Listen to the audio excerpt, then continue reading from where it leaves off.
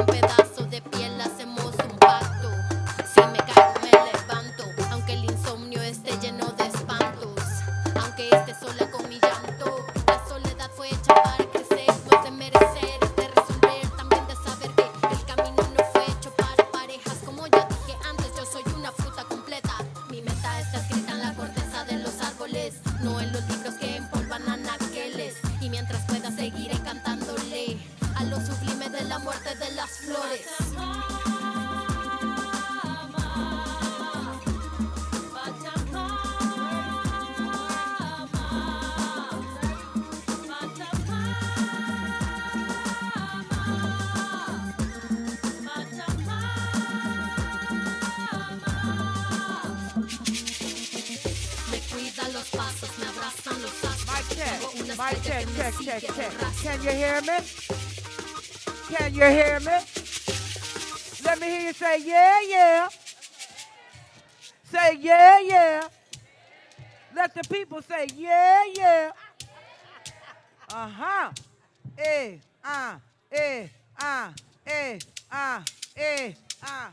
We Shai Mawasi.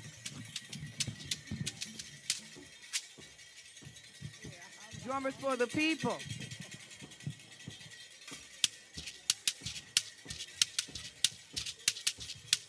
We're going to do some traditional West African music, song, and movement. Africans do no mindless movement. We're going to do a little blessing. And then we're going to raise the level higher. Hey, Jaliala, halale, Jaliala. Hey, Jaliala, halale, Jaliala. Hey, Jaliala, halale, Jaliala. Hey, Jaliala, halale, Jaliala. Hola, go, mafia, ninkele bo waida, jimbo mafia. Oh, like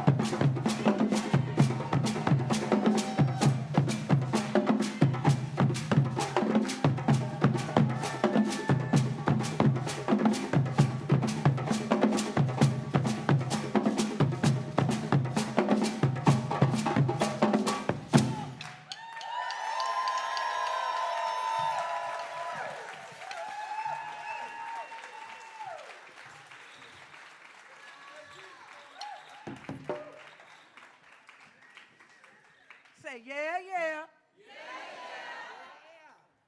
I love me some Fela. Fela Kuti, one of our great ancestors. We're here because of our ancestors this night. We are standing on the shoulders of the great ones. Is it fire in this hole?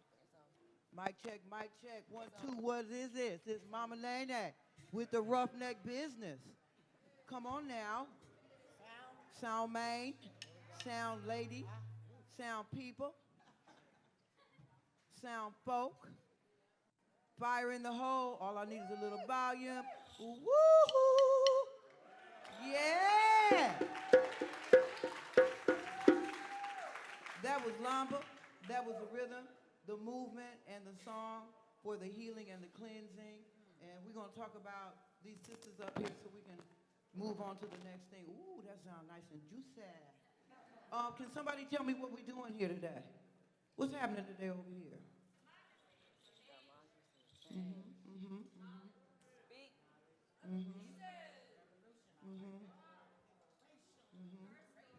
I heard revolution and liberation.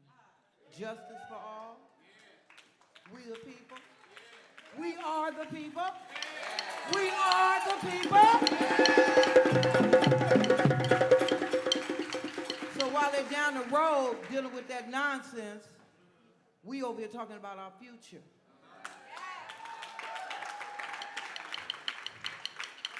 Are we the people? Are we the people? Are we going to show them we the people? You see, that's what we have to do. Talk is one thing, but when you make movement, they get quiet and they watch. So we got to remember, y'all, we making moves and they fucking watching. Don't play. Okay, we're going to keep it moving. We're going to play another rhythm. This is going to be a party. Okay, how about some funga? We're going to welcome everybody. This is a rhythm we do to welcome everybody in the house. It's real easy. The song is Funga, Alafia, Ashe, Ashe. The coordinator, somebody got to wink at me 3 times to let me know when my time is up. Is that you, Claudia? Right here? You going to sit right here? Because I love y'all. I'll be here all day. Okay, I got Mageisha over here on this doon right here. JK behind her right there. Amani over here to my left, to the left, to the left. And I think that's Makeda J back there. Woo, we got the mama and the daughter duo, and that's her mama on the side, y'all. Intergenerational. And I got Queen Mother Beverly, Queen Mama Sharon.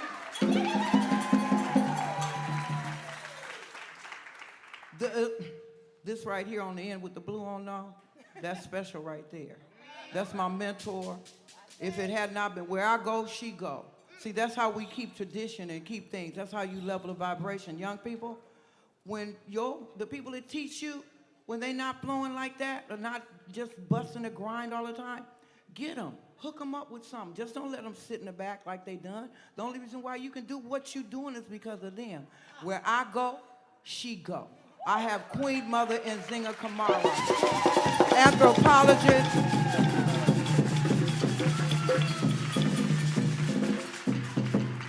And let me tell you something about this little baby on the floor. Thank God she don't look like what she been through, because she been through hell, y'all, but she here.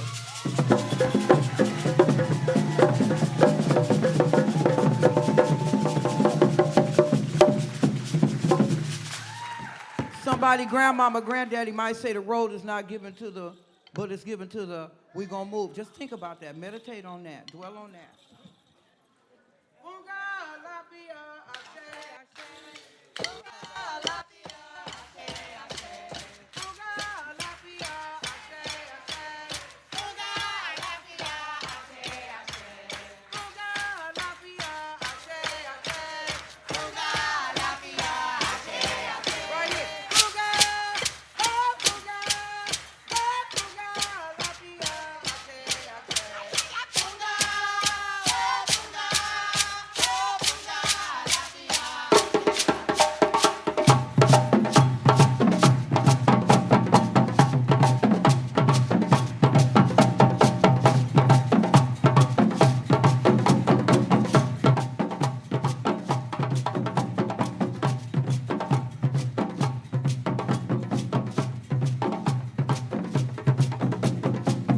gonna dance to liberation, y'all.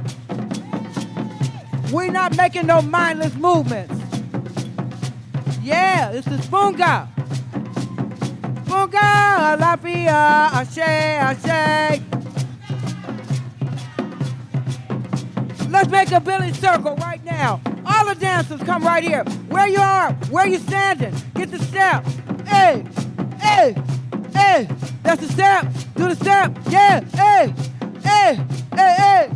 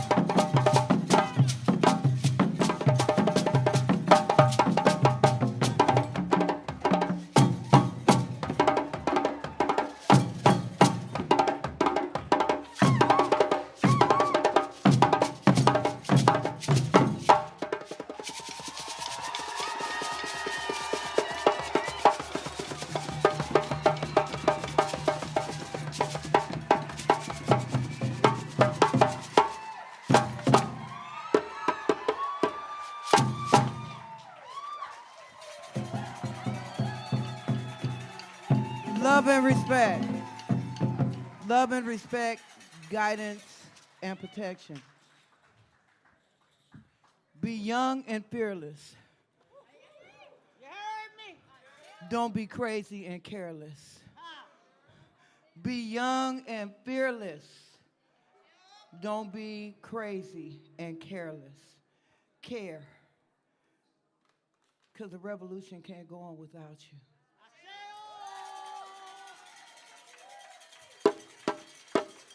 Thank you. I'm Mama Nene. I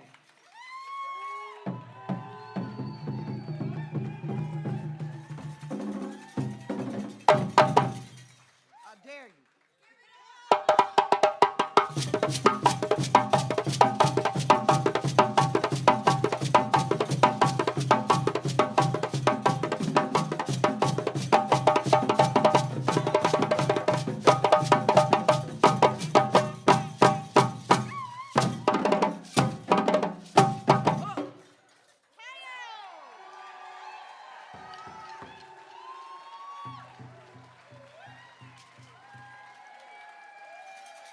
Power to the people. Power to the people. Power to the people. Oh, power to the people. Power to the people. A lucha continua. Shai Muasi. Give it up to Mama Nene. Blessings upon blessings upon blessings. We're going to invite y'all to stay. We're going to transition into our plenary. Man, and if you don't feel the spirit of liberation in this room, I don't know what y'all feeling. Because it is here.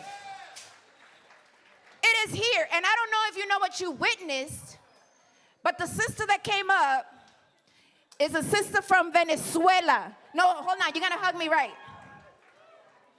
It's a sister from Venezuela. Afro-Venezuela.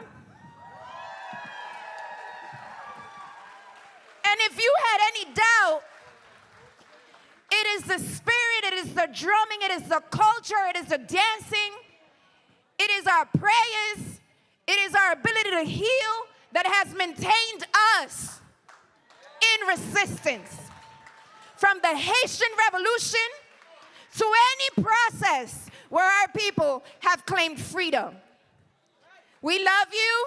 Mama Nene, we love you. Culture barriers, wise women. And we're getting ready for our next panel, which will be an extraordinary panel of the voices of our people.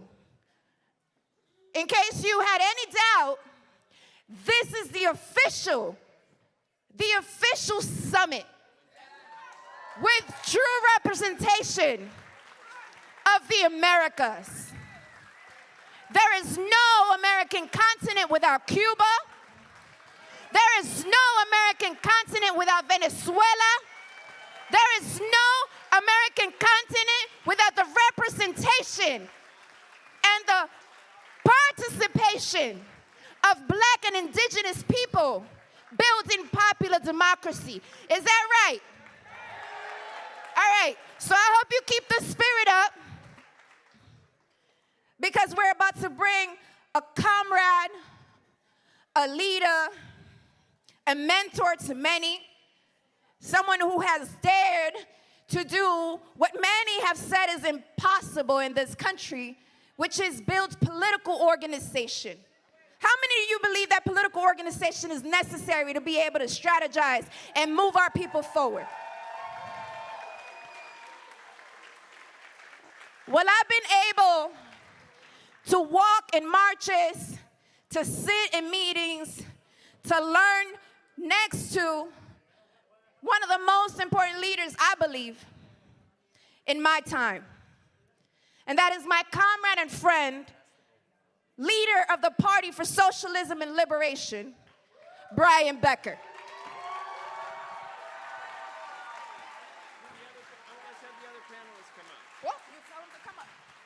Can the other panelists come up?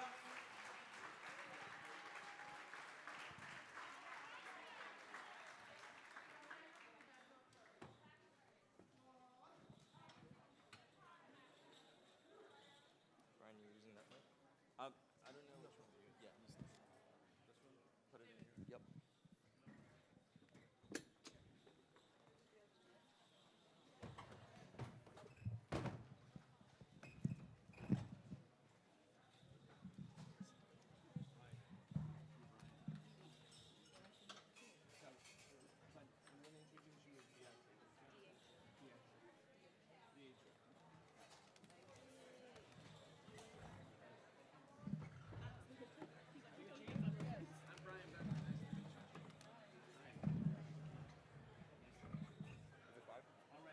We also have the Cuban president, the Venezuelan president, and Evo Morales.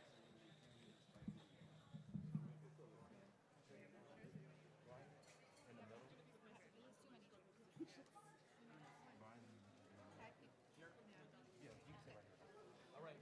Can you take these cups?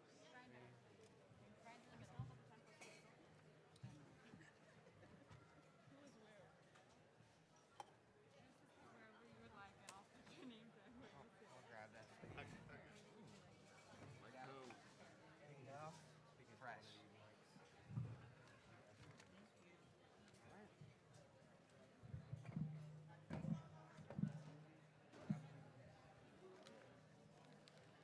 Mind if I sit by you? This good here? Are there timekeepers for us? How will the timekeeping work?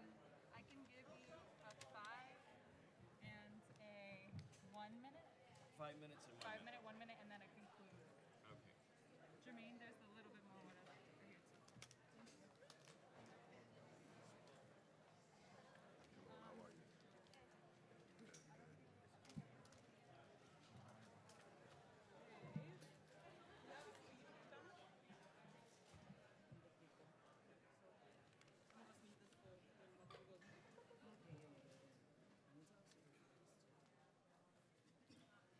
Sisters, brothers, comrades, friends, it's been an amazing 3 days.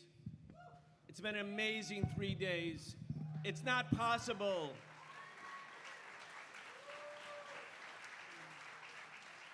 It's not possible to think about revolution or radical transformation without thinking about it in the company of, in concert with, in solidarity with all of our comrades and friends, not just in Los Angeles, not just in the United States, but in Central America, Latin America, in Africa, indeed the entire world, representing the fight against imperialism, is here in the People's Summit for Democracy.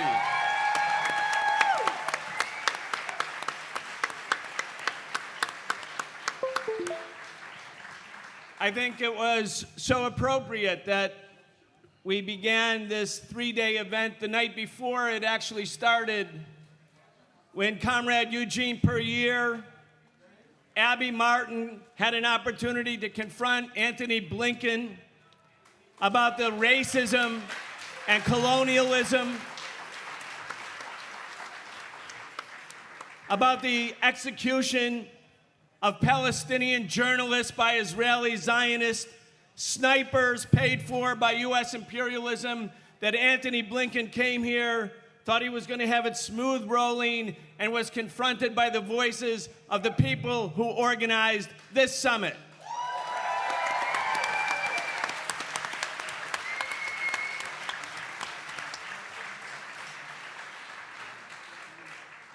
And then the director of the Organization of American States, so-called, was interrupted by Walter Smolarek, and you know, I have to say, we were very clever in how we organized that, because even though Walter is in his mid-20s, he does look like he's 14 years old, and as a result, they weren't ready for him. And he talked and talked and talked. He kept expecting to be arrested at any minute. He was probably hoping to be arrested at any minute because he had nothing left to say. But somehow, Walter is well informed enough that he talked about Bolivia and the coup, about Venezuela, about Cuba, about Haiti.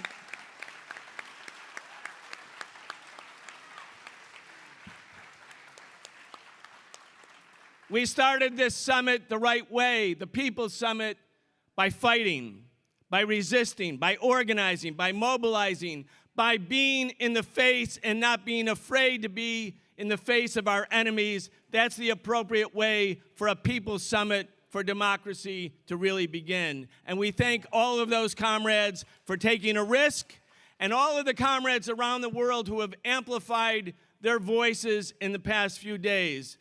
We can do this. We can resist the arrogance of empire. We can resist the arrogance of exclusion. We can resist the system that breeds the arrogance of exclusion. 199 years ago, James Monroe issued the so-called Monroe Doctrine, announcing that the U.S. capitalist, slave-owning ruling class was going to not only rule over North America, but the entire hemisphere. And 199 years later, as Biden tries to say who can come and who won't be able to come to the Summit of the Americas, we can say we're putting the final coffin and the final nail in the coffin of the Monroe Doctrine. Fidel Castro and the Cuban Revolution got the ball rolling. We're going to end it.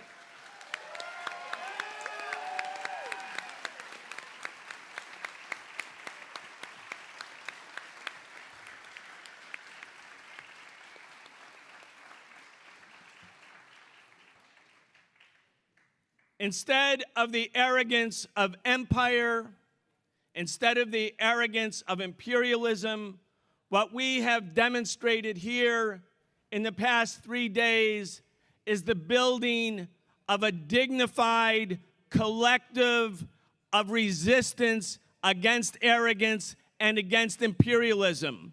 This is dignified. It's based on mutual respect, by the rejection of racism and white supremacy and all of the manifestations of capitalist oppression, including patriarchy, including the violent and all forms of violence against women, the oppression and discrimination and violence against the LGBTQ community.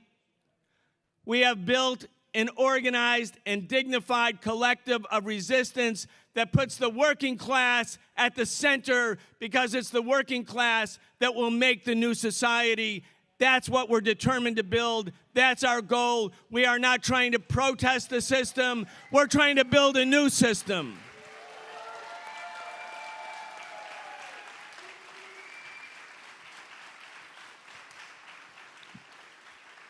The pandemic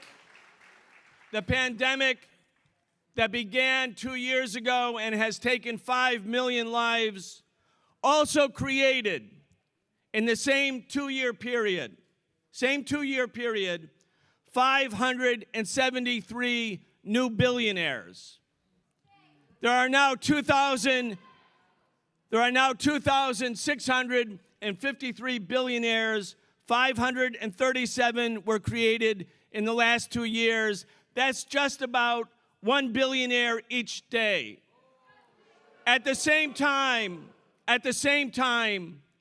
around the world, there are 470 million people who still do not have access to bathroom facilities. Just think about that. 2,600 billionaires with a total net wealth of $12.5 trillion. People who do nothing, contribute nothing, do no work, have accumulated all of this money, this wealth, this power, and 450 billion people have to go to the bathroom outdoors every day. That's what capitalism really is. It's not about celebrity culture and People magazine. It's this gross, obscene, bizarre, awful inequality that's bred and continues to be bred every day, every hour, every minute, and it will never end until we end it. Capitalism will be ended when we end it.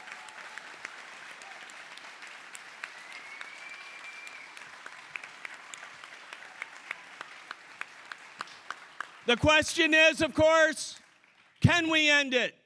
And, all right, every revolution that takes place throughout history, every revolution, beforehand, people say, revolution is impossible. Radical change is impossible. The people are too apathetic. They're too tired. They're too preoccupied with the problems of everyday life.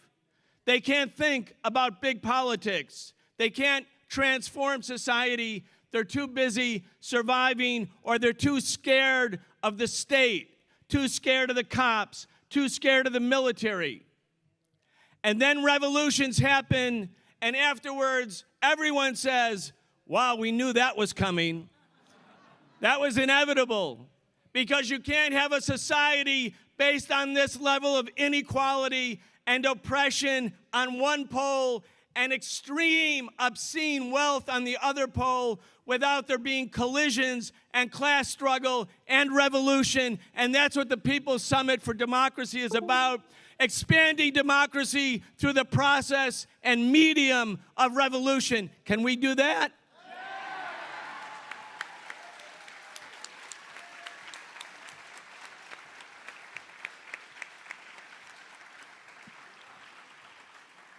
And we are very happy and thrilled, in fact, that those who are excluded by Joe Biden will actually be included in this, our final plenary of the People's Summit for Democracy. And by that, I mean we have the presidents of Cuba and Venezuela joining us.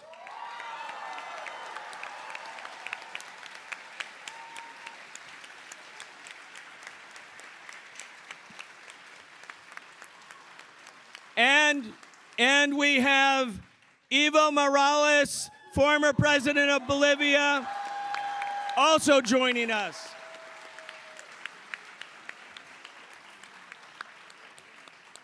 In addition to being a member of the Party for Socialism and Liberation, I'm also a member of the International People's Assembly, IPA. All of the comrades that you're meeting from Central America and Latin America and Africa, we are building a network of resistance to make sure that this is not a one-off event, that this is a movement for revolutionary and radical change, and we want you to join it.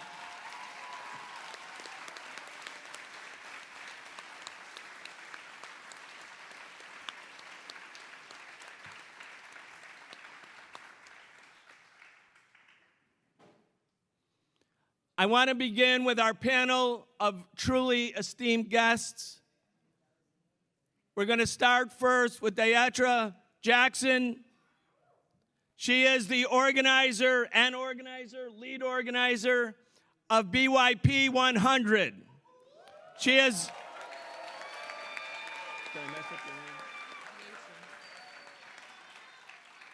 Deatra is an organizer, trainer, big sister, godmother of 5, and national director of BYP 100. Raised in Southwest Philadelphia, now living in Chicago while attending grad school in Miami, she became active in the height of the murder of Trayvon Martin and the Zimmerman verdict with the organization called Dream Defenders. Since then, Dee Dee has had her hands in efforts and actions such as bringing participatory budgeting to Durham, #Durham Beyond Policing, the Justice for REFA campaign, Black Mamas, Black August bailouts, and some that shouldn't be named. Now as the national director of BYP 100, she dreams of freedom, future worlds, and building a movement of ungovernable and strategic lovers of Black liberation. Let's give her a big hand. Thank you.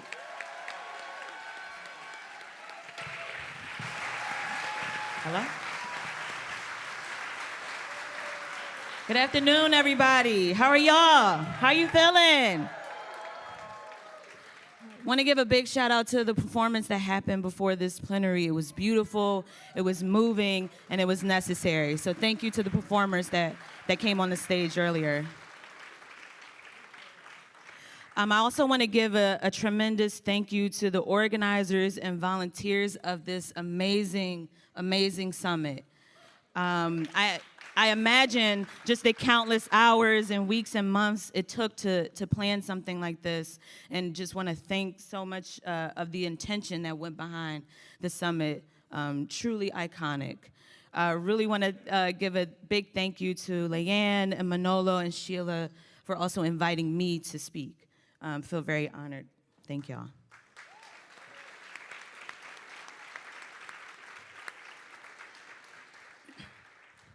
So every single day in this country, lives are lost in the war against white supremacy, racialized capitalism, transphobia, homophobia.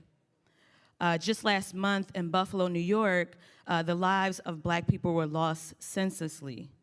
These were the lives of people who were trying to live, feed their families, and take care of themselves. They were murdered while shopping at a local grocery store in a working class Black neighborhood. These murders are senseless and they are intentional. And I felt it necessary to be the first thing that I spoke about.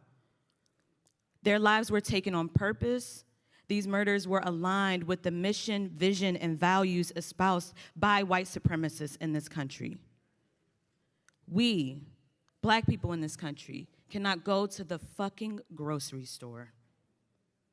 We can't go to church, or school, or a movie theater, or a mosque without risking our lives. This is what we are up against every day. We can't get on the internet, much less social media, without reminders of the violence that happens against us. I wrote that piece before the mass shooting that took place in the elementary school in Texas. It's so deep in the roots of this country that we cannot grieve fast enough without having to grieve again.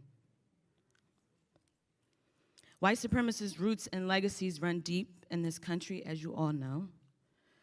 They have been fertilized by imperialism and have flourished into the branches of US government, military, and militarized police. White supremacy, the most invasive species, has developed into racialized capitalism and displacement.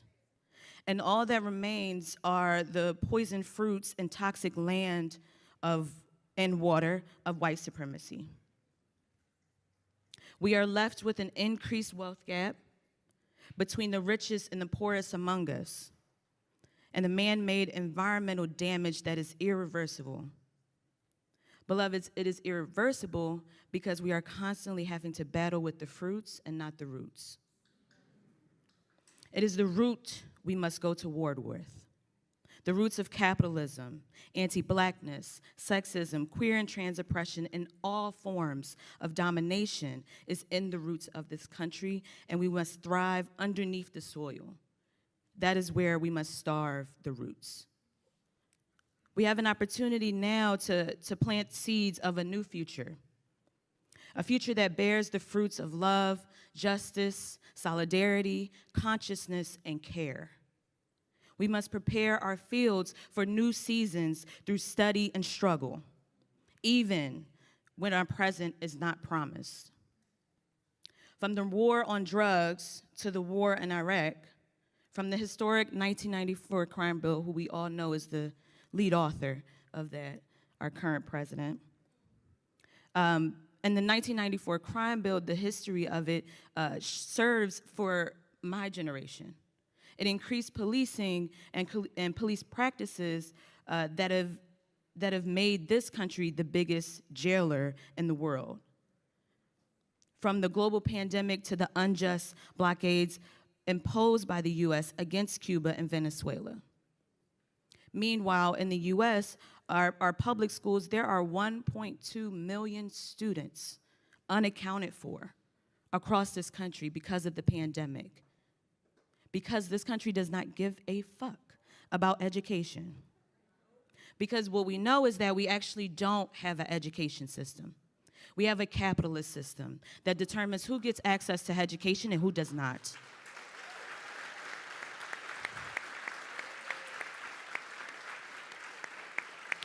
We don't have a healthcare system. We have a capitalist system that determines who gets access to health and who does not. We do not have a justice system. We have a capitalist system that determines who gets access, who gets punished, and who does not. We don't have a, okay, y'all get where I'm going with this, right? Okay. And this, the US serves as an imperialist machine that has rededicated itself over and over again to the widespread destruction of Black people and workers and suppression of socialist ideas. We are in the ring with racial capitalism, and it will not go down without a fight. In 2020, one of the largest uprisings that this country has ever seen, 20 million people out in the street calling for defunding the police, led by my generation. Shout out to the millennials. Shout out to Gen Z. Okay?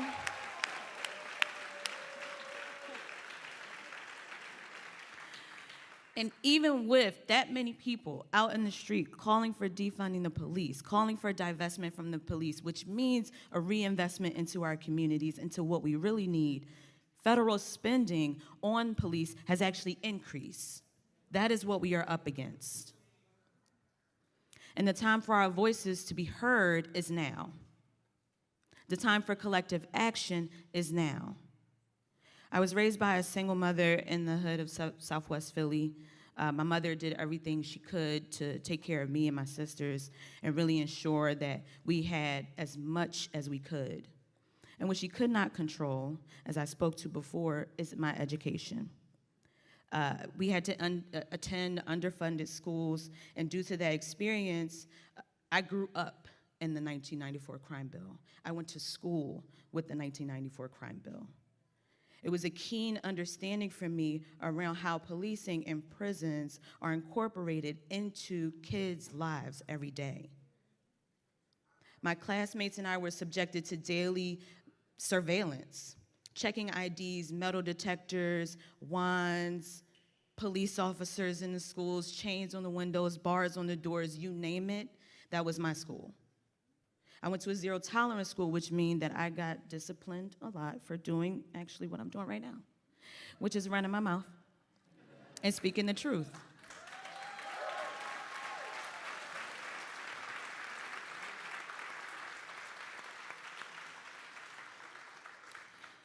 Today, I have the privilege of serving as the National Director of BYP 100. And as my comrade spoke earlier, Kyla, BYP 100 is a membership organization of Black 18 to 35-year-old organizers, storytellers, educators, artists, healers, activists that are dedicated to Black liberation and freedom. And I'm letting you know that we constantly have to reiterate and bring the words of our ancestor, Fannie Lou Hamer, that we are sick and tired of being sick and tired.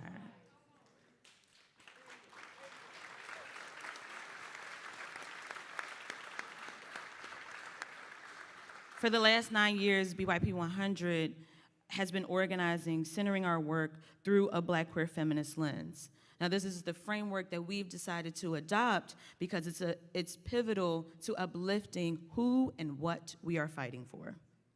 Because we know if we uplift the voices of those that are most marginalized in our communities, that are most marginalized by the different crises that we have to face, everyone will benefit. We have a fuller story because of that. And while we hold Black queer feminism as core to our purpose and our vision, it is not enough. We commit today to moving our work from here on out through an explicitly socialist lens.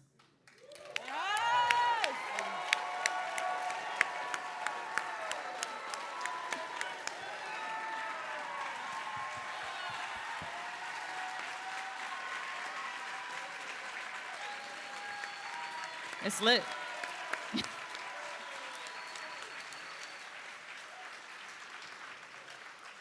And we commit today to continue to study and struggle in service of the liberation of all people. Most recently, I had the opportunity, BYP 100 had the opportunity to be a part of a historic delegation of 100 youth activists from across North America to go to Cuba.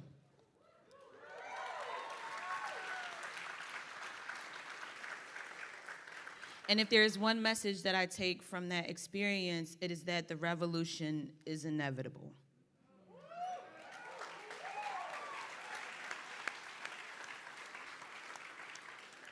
While the roots of racialized capitalism are strong and well-resourced, the revolution is inevitable. Every single one of you is an embodiment of the revolution because you are here.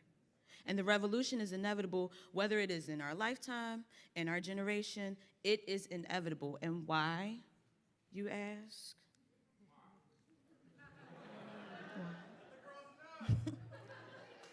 The revolution is inevitable because the outstanding and selfless work of doctors and scientists in Cuba. The revolution is inevitable because of the courage of Shireen Abu Akleh. The revolution is inevitable because of the rising up of farmers and protests across India. The revolution is inevitable because of the fight for reparations happening across the Caribbean and across the African diaspora. The revolution is inevitable because every single day workers are fighting for their rights across this world.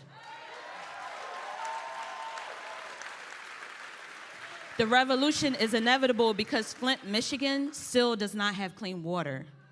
The revolution is inevitable because Palestine will be free.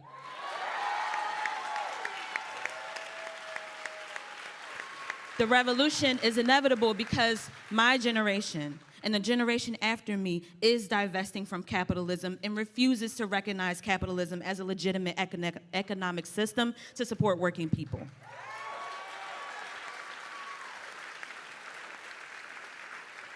The revolution is inevitable because we will eliminate student debt for all across this country.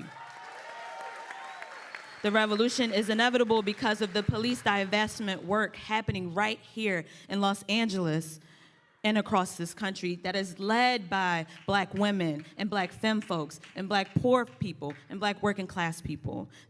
We are the revolution. And because we are, the revolution is inevitable now.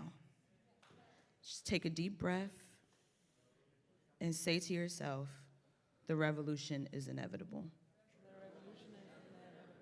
Now find a neighbor and say, neighbor, the revolution is inevitable. Revolution is because now is our time. Now is our time to cheer and chant and sing and march and care for each other, but most importantly, to organize. Because the revolution starts today.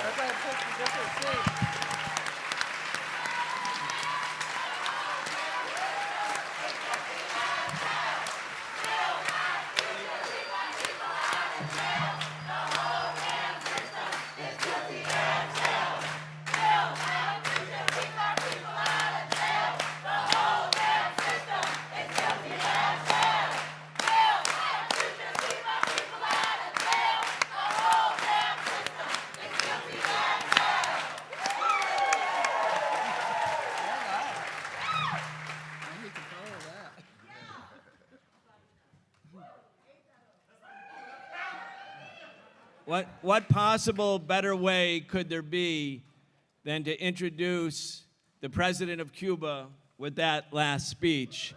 Because Cuba is indeed the embodiment of the same process. And you know, it's so important to affirm the inevitability of revolution and also to recognize that it takes us to realize that inevitability, because, of course, it's movements for social change and the heroism, and we can see this with those who came before us, that why and how change happens is because of the people. And so this message of affirmation of revolution, Cuba has stood the test of time against all odds, an island nation. They said they could do it. They said they would withstand the empire. And we are here today to say to Joe Biden and to the Summit of Exclusion, Cuba, you are welcome here. Let's hear from the President of Cuba.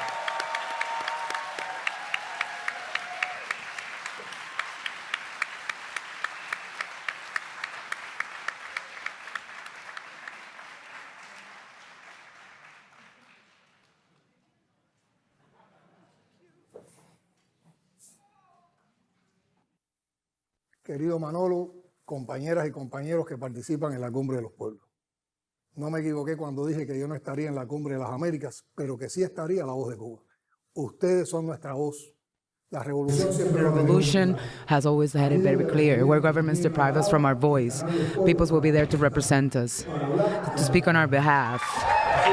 This has been the case in the Ministry of the Colonies, when there were governments that were pushed by the emperor to break relations and ended up by obeying the order of the master, with the honorable exception of Mexico. The Cuban Institute of Friendship with the Peoples was born from that understanding.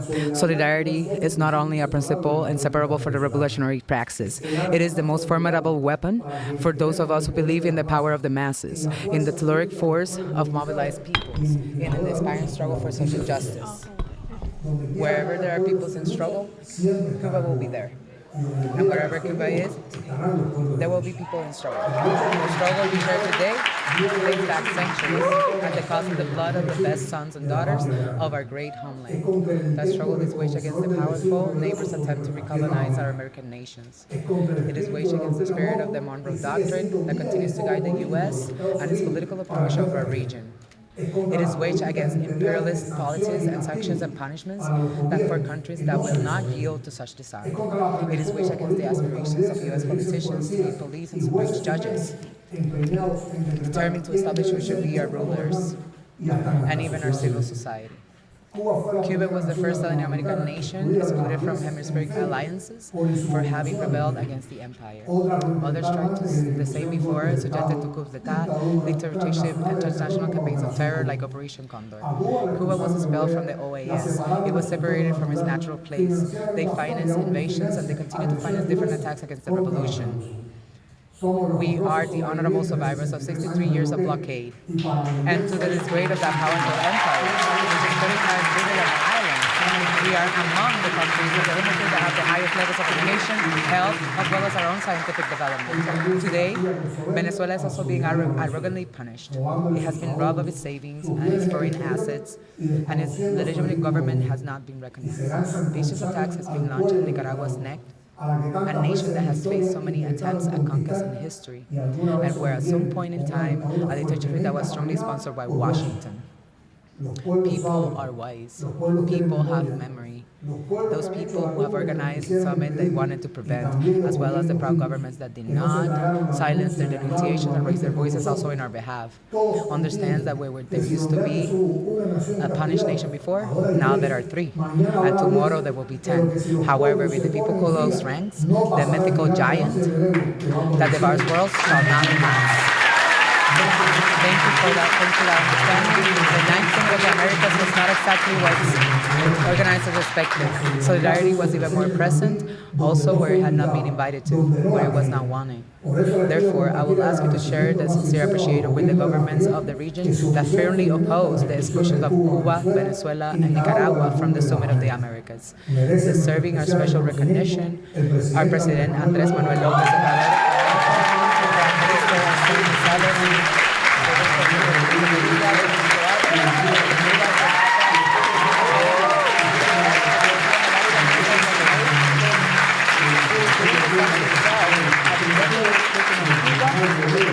against our people. North America is not the enemy. North America of workers, indigenous peoples and immigrants who have also been excluded, not once, but day after day from the empire of the market. That North America that you are showing us, a rebellious and subordinate, proactive, fraternal North America, is a natural sister and will never be an enemy. Thank you, sisters and brothers, for showing that what the powers have wanted to censor and hide for so long. Thank you for giving a voice to the excluded. Thank you for painting the horizon with hope. Thank you for ratifying us, once again, that a better world is possible. From the bottom of my heart, Manolo, comrades, thank you very much.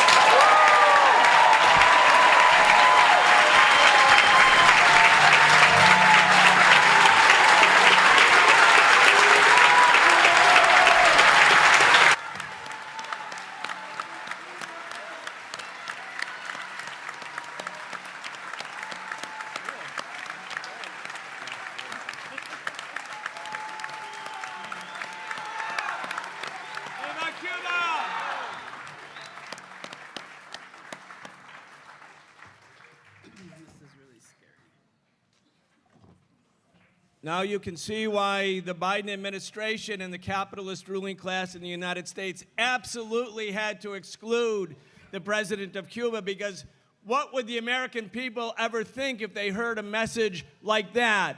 Perhaps that Cuba should be our neighbor and not our enemy. Perhaps that Cuba is a source of inspiration. I mean, what a gross and obscene and disgusting act of exclusion from the president of Cuba.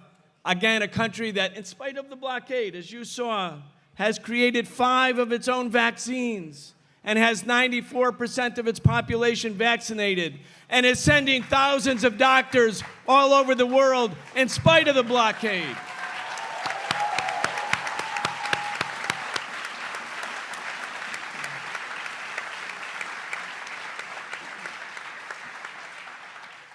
The United States has many political prisoners, and it tortures our political prisoners. The leaders of the Black Panther Party and the Black Liberation Movement, the Puerto Rican Liberation Movement,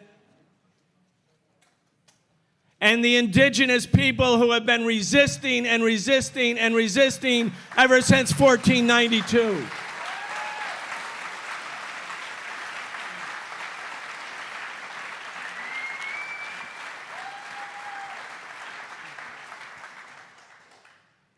Leonard Peltier must be freed. He's been in prison for 47 years.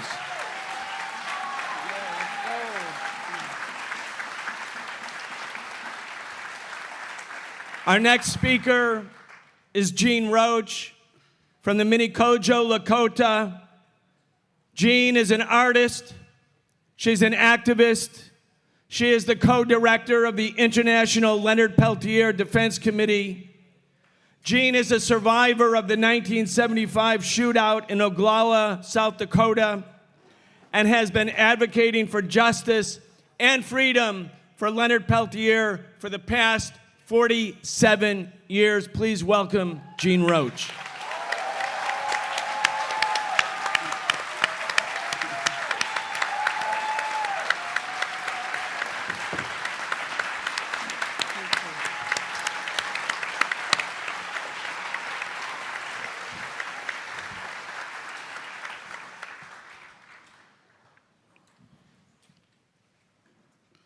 Wopila Tonka. That means thank you in our language. I'd like to make a land acknowledgement as part of our protocol. Wherever we go to somebody else's land, we are here in the land of the Tongva and the Chumash.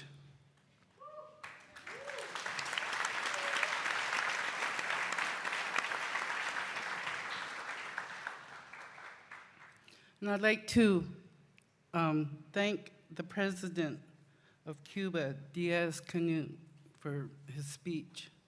I'm sorry, I'm just kind of all jittery here, but thank you.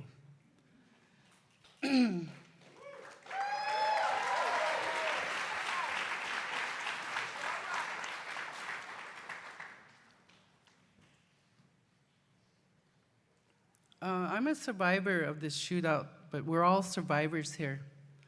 Many of my grandparents and our relatives have been killed.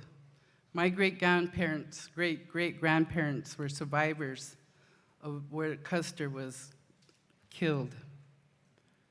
And we live on that because our people have been attacked, mutilated, abused for generations, and we're still here somehow. I'm speaking a different language that's foreign to my people, but I'm still speaking. I'd like to talk about the survivor issue. One of the things that we do have is that people in our home, I heard all the talk about, we don't have running water, we don't have clean water, we don't have the bathroom facilities in some, people's homes. And it's kind of like sad that we're never recognized or brought to different venues like this. We seem to be like forgotten at some points. But our people are strong, and we strive for our Mother Earth.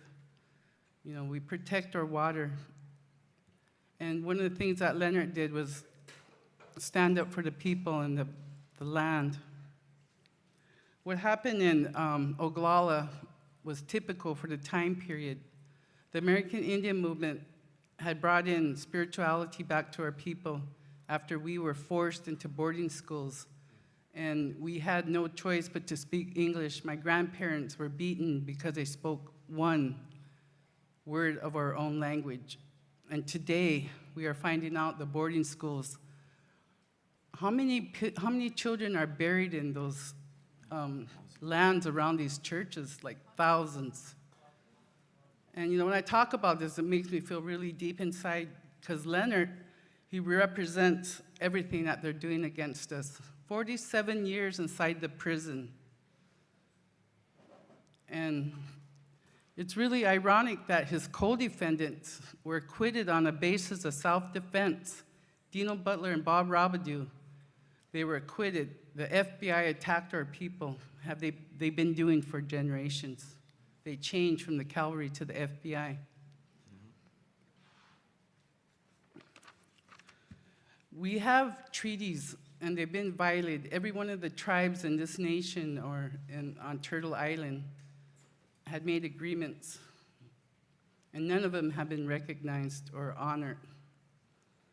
As sovereign nations, we're never invited. Do you see any of them invited to the thing that Biden's doing?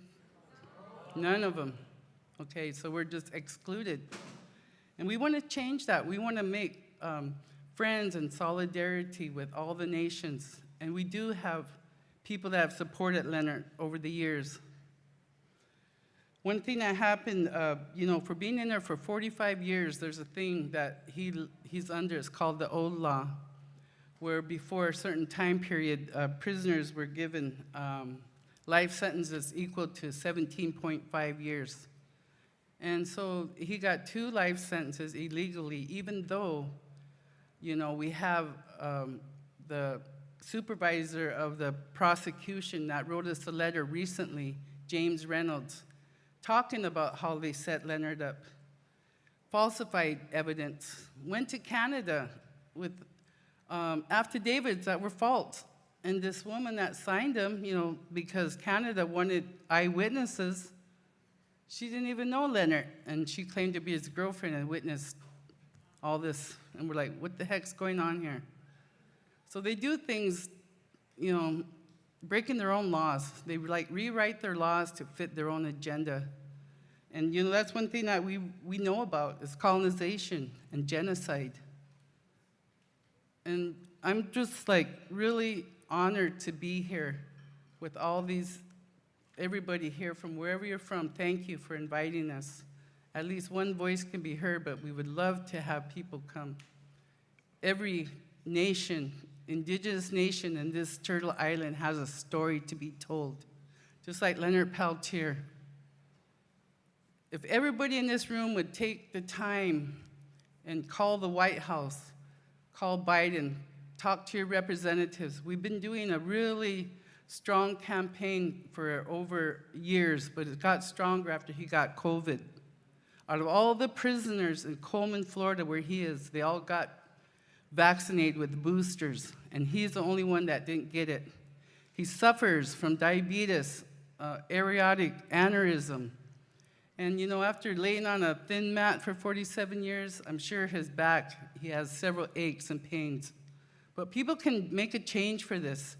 Everybody that represents a nation could help us, because if Leonard Peltier isn't free, none of us are free.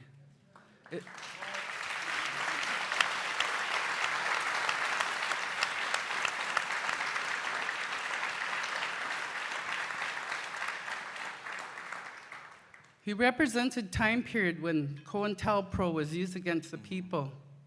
And we feel that, you know, we have had our leaders targeted, killed, incarcerated. And we have, right now, the prisons in this country are full of Native people. I mean, Indigenous people. We make, maybe at, like in South Dakota, 80% of the population when we're less than 10%. You know, that's a lot of people going to prison because our warriors were strong, are strong, talking out against the system. They just didn't care. But yeah, they had to learn their lesson and go to prison. And they done that to our women too. Ever since they, you know, broke our families up, breaking up our systems of how we took care of each other and how we loved each other. You know, we fed everybody. Nobody went hungry. You know, we had our buffalo and the elders were fed first. That system there, we still hang on to. We have our giveaways, you know, we have our special ceremonies that we pray for our earth and our people and all nations. And all we would really, not all, but what we'd like to see is unity and solidarity with the Indigenous nations to come together and help support us in changing the way that we are perceived by the people. We need help. And it's real hard. It got even worse during the pandemic. We were the last ones on our reservations and in our towns. In South Dakota, we have a governor that didn't even recognize a mask. You know, she didn't care about our people. I'm saying, at least 100 friends over the past 2 years that have passed away, my age, the elders. And that really hurts when you have your or people that carry on our traditions and our language. It was like an attack on them, you know. And Leonard's the same way. His whole mind and his what he stood up for is being attacked today. You know, whenever they slammed the doors. And when he had COVID, they didn't give him water for 4 days. You know, you don't hear about these stories. You'll never hear it in mainstream. But him being treated like that in the whole system where his co-defendants were acquitted on the basis of self-defense, that means everybody there at that camp would have the same, that we protected ourselves. All we were doing is just protecting our grandmother. We were there taking care of the people. When we were being attacked because we had our ceremonies, that's why Leonard was in South Dakota. He was there at the will of the elders that asked him, when you want to do a sweat lodge, we can't do that because we're shot at. We have a ceremony. People can't walk the streets. That was called the Reign of Terror, and it was taken after Wounded Knee, 1973, where the American Indian movement took over the town and occupied it for 71 days. After that time, the goon squads of the tribal chairman at the time were supplied by the US government. Automatic weapons, APCs, you name it, they brought it to Wounded Knee. So during that period, we call it the Reign of Terror, and that was 73. So in 1975 is when the Oglala shootout happened. People were scared. We had over 64 deaths uninvestigated. And to date, no, they haven't been investigated. We still have people that talk about it.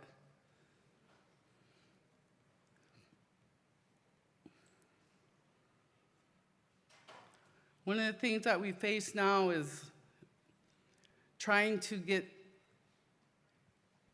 our people, I'm not really saying that we need all the Senate and the congressional people to help us, which they are.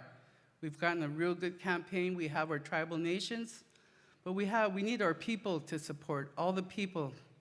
Every one of you are important. You can make a difference. Talk to your organizations. Talk to whoever, you know, that will support us, and put letters for Leonard Peltier to be free. Until that time that he's free, you know, there's not going to be any reconciliation with the United States government. What they've done to our people is terrible. I mean, it's just like everybody else in the other countries. They know, you guys know what I'm talking about. But we live here in Turtle Island, and I'd like to ask every one of you to take a moment and help us free Leonard Peltier. Thank you.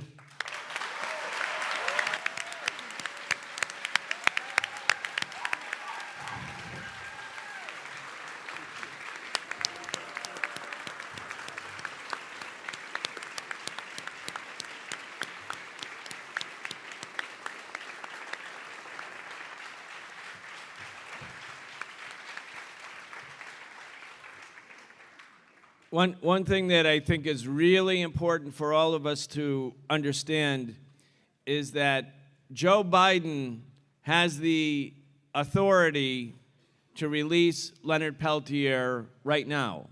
He could do it right now. He can commute the sentence. He can pardon Leonard. He has all the power. He has all the power and the authority he needs. Bill Clinton was about to, or we thought Bill Clinton was about to commute or pardon Leonard back in 1999. And the FBI started having armed demonstrations in front of the White House, and Clinton backed down. Of course Clinton backed down in the face of police pressure. And then Barack Obama. Barack Obama knew all about Leonard's case and had the authority and said, and a lot of people thought it's going to happen.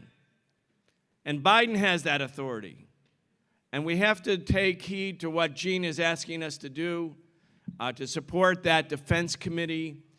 It doesn't even take that much to do something with your group or your neighbors or your friend or your union or church or mosque or synagogue or wherever you are to write a letter, call the White House, demand that Leonard Peltier, a man who is now in his mid-70s and who is innocent, who was framed up, who was an organizer in defense of his people, that he must be free. So let's do that. Let's pledge to free Leonard Peltier.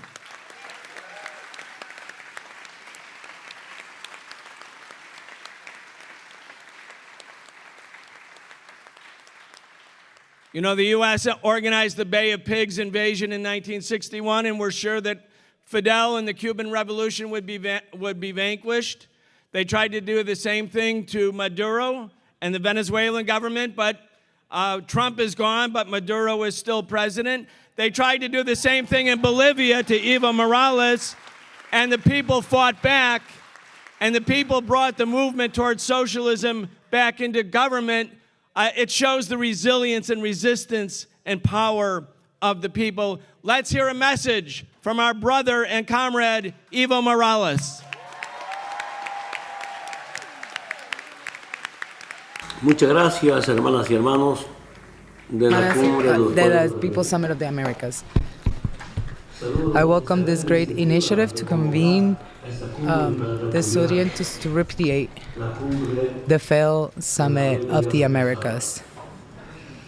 I am very sorry that the only thing that the United States does is to exclude people, marginalize, intervene with their policies.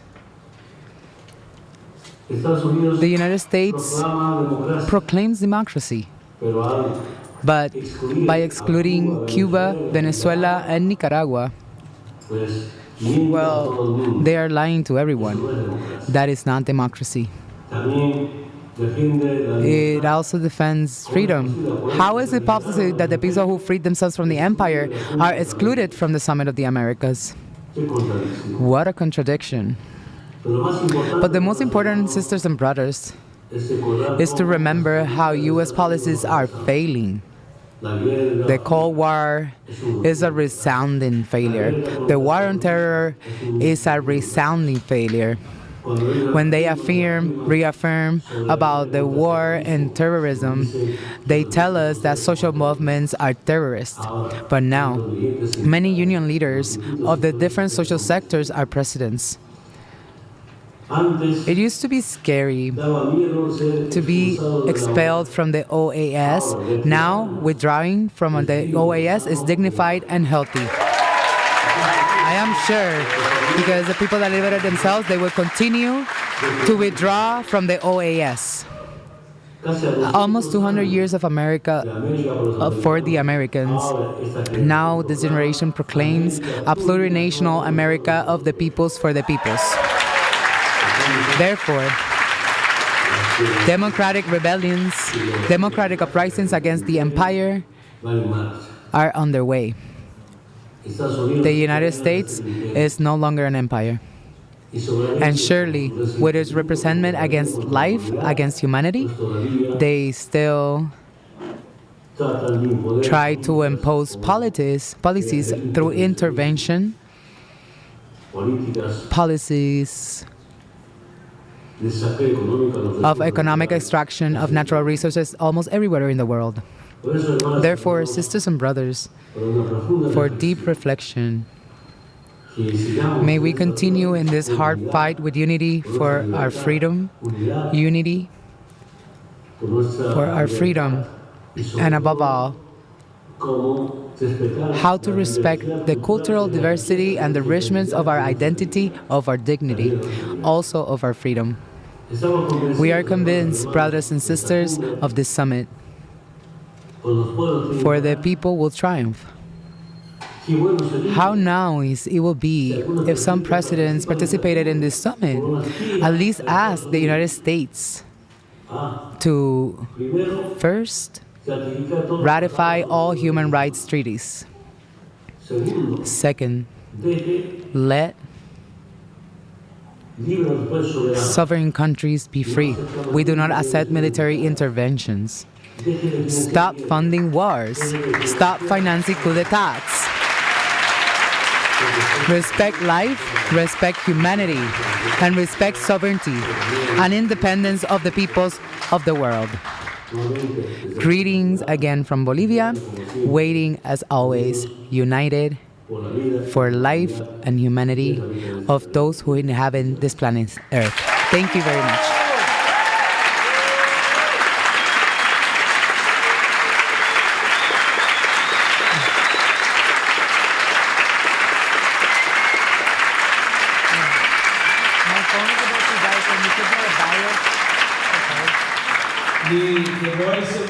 La voz de los excluidos, para aquellos que inhabitan la tierra, como se dice. Our next speaker is Michaela Erskog. She is a researcher. Wait, you haven't heard the best part yet? She is a researcher and editor at Tricontinental Institute for Social Research. She is part of Pan-Africanism Today's Secretariat, which coordinates the regional articulation of the International People's Assembly, the IPA. She is also a part of the No Cold War Coordination Committee, a peace platform promoting multipolarity and maximum global cooperation, and she is a member of the Dongsheng News Collective. Michaela.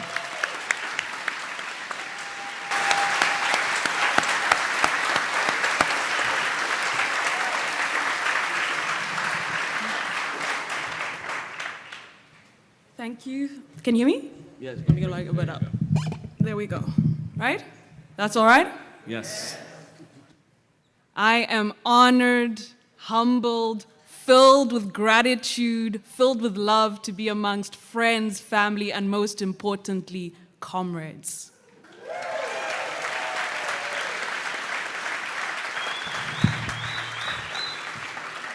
And if I may stand up just for a greeting from South Africa. I feel right at home here because in South Africa, we cannot start a meeting without singing, dancing, and chanting for at least 20 minutes. It does sometimes impede on our discipline, because as you know, the capitalists are organizing at hyper speed, squeezing out every drop of surplus value from the working class. So today I'm just going to teach one chant that I think a few of you might already know. Those of you true internationalists, I'll see you. And it goes, Amandla, and the response is, Awetu. Ah, I heard you. And what it means, and I'm so glad that one of our comrades who was playing the drums at the front already said a version of it, it means the power is ours. Amandla, Awetu. So when I say Amandla, you'll respond? Awetu. And that's why we're here, right? We have the power. We know we have the power. We need to organize to exert and show them our what? Power. Okay. So I want you guys to stand up. And you know you're going to have to say it with a fist in the air. The left one, of course. Amandla! Amandla! The power is ours. One more time. The power is ours, right? The power is ours. The power is ours. Amandla! Thank you, comrades.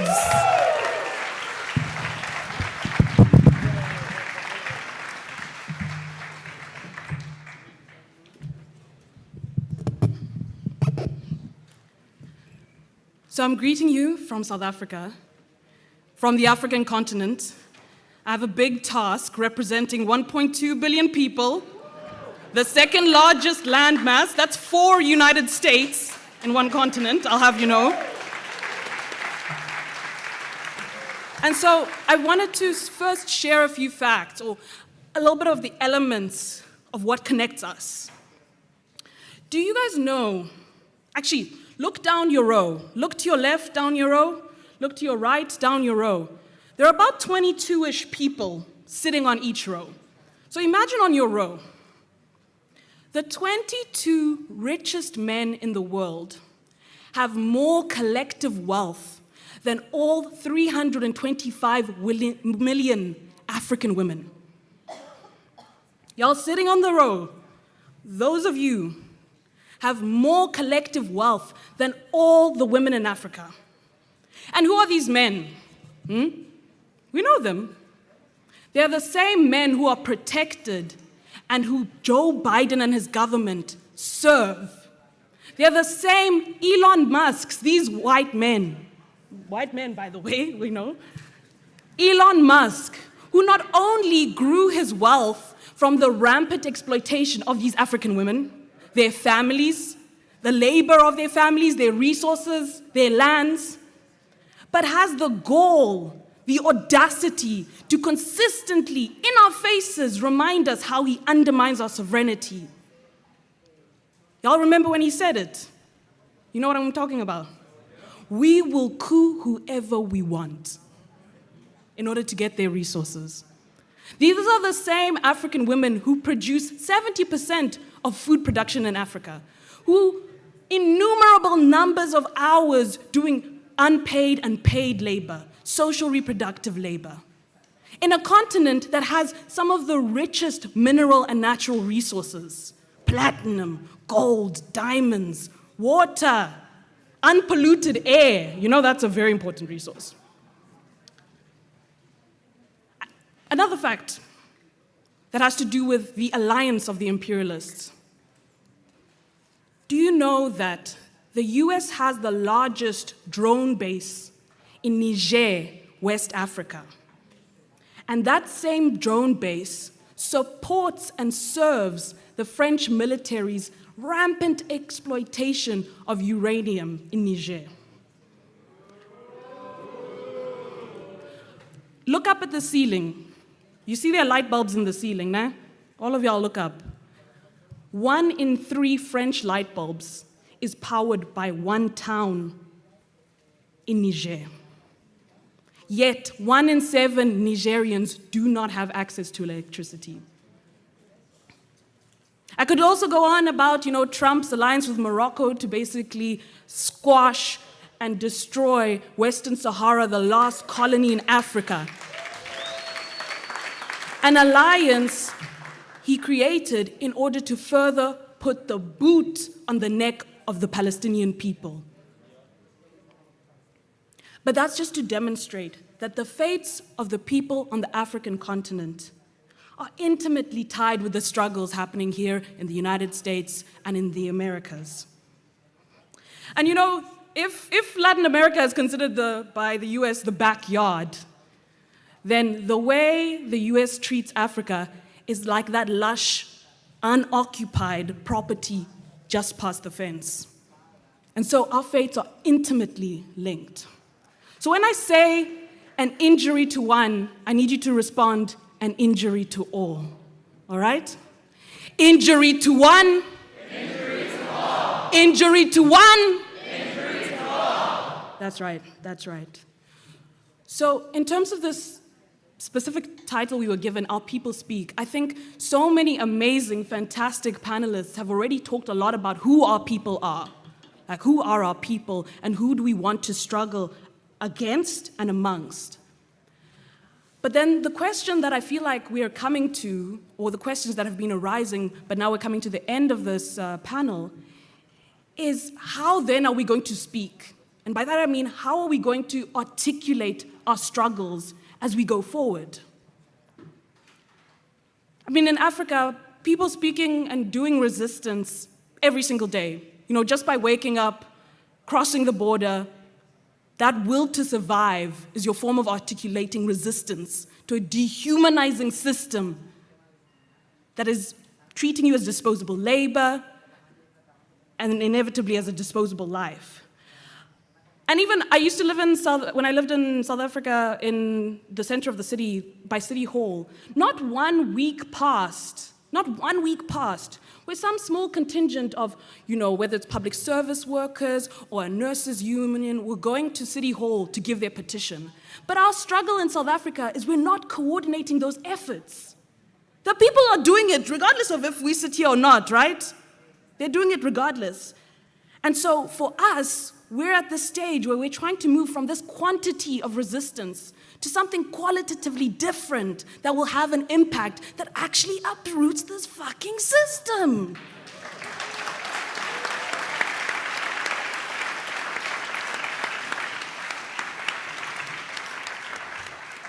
And I'll tell you guys maybe a not so well-known secret about the African continent, is we're starting to get ready for something different.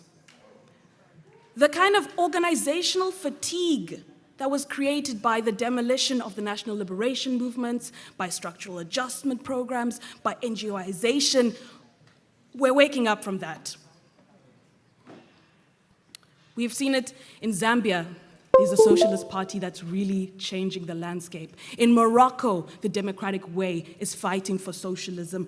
In Kenya, we have a Communist Party of Kenya that is trying to contest in the elections that will be happening in August. I hope you guys are following these things, ne?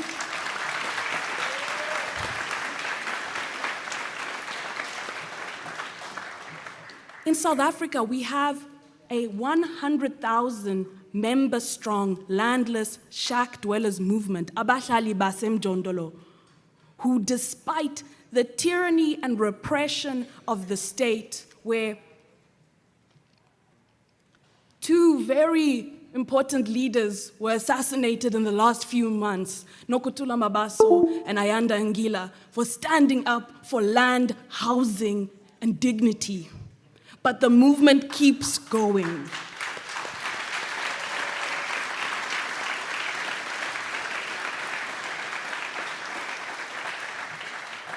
And from the trade union movement to peasant farmers in Tanzania, people are starting to talk about something very interesting that I think you guys have heard of: socialism. And not only socialism, they're talking about solidarity across borders, peasant feminism, popular forms of feminism that serve women and men and all the people in between. And so I think in Africa we're seeing, it's slow, let me not overhype it. It is slow, but a shift to more qualitative forms of organizing and coordinating our work. And this is why I want to get to my last point that relates to the importance of you all being here. Is even though we have to wage, our own organizational battles within our countries, our regions, etc., our sectors, what has really assisted the process in Africa has been a continental coordination of different revolutionary forms of struggle and organizing. And one that Comrade Kambale, my comrade from Ghana, wave to everyone, Comrade Kambale.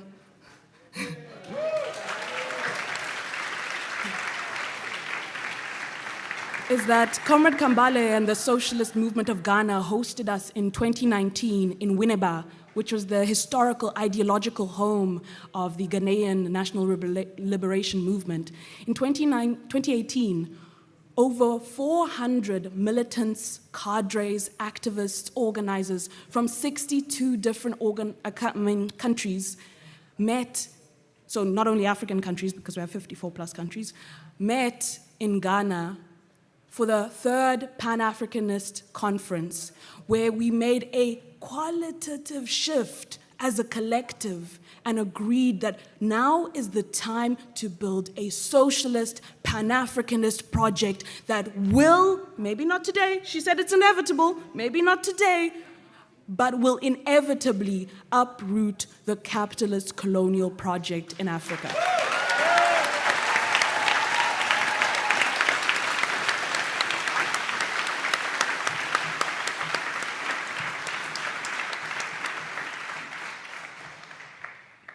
Then, as many of you might feel when you wake up tomorrow, we had this amazing conference, we wrote this amazing declaration, we had all these bomb resolutions, free Western Sahara, Swaziland's monarchy must fall, all of those things, né? But when you wake up the next day, and we have to now think about how are we gonna consolidate these energies, this twinkle in our eye, essentially a twinkle in our eye, and make these principles a practice, a reality that's coordinated across a continent of 1.2 billion people, the second largest landmass. Y'all gonna have that hangover tomorrow where you're gonna be like, how are we gonna do this, right? And it might seem big, it might seem grand, but it is possible. But I want you guys all, we'll be thinking about these things is when you wake up tomorrow, ask yourself, when we're consolidating these energies in practice in day-to-day life, as the other comrades have said in different moments, show up when people ask. Show up when the peace activists are saying NATO must be abolished.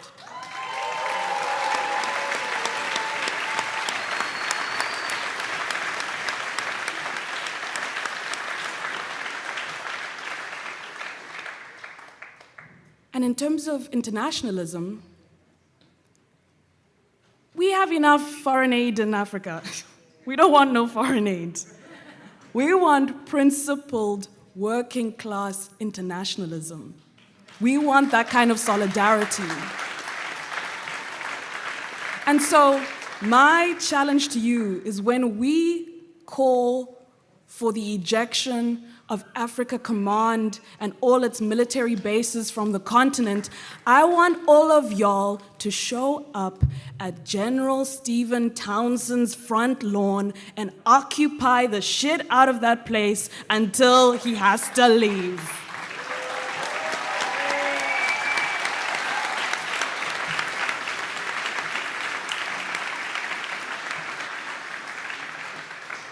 And so, although of course, our struggles are interlinked, are interdependent. Capitalism is global, so socialism, etc., has to be global. We have to coordinate across the continents.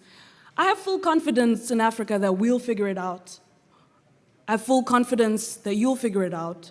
We'll hopefully figure it out together, but I want to leave you with a quote or a piece of a poem that Leopold Senghor, who was the first president of Senegal, liberated Senegal. In his poem, he was talking to the African people, and he asked the question, will you answer present at the rebirth of the world? And I think from all the amazing contributions, whether it's from the people working on tech, the art, the food, the love, the energy that you've been giving in the room, I'm pretty sure I can say that we will all answer present at the rebirth of the world. So again, I'm going to say, Amandla! Amandla! Thank you, comrades.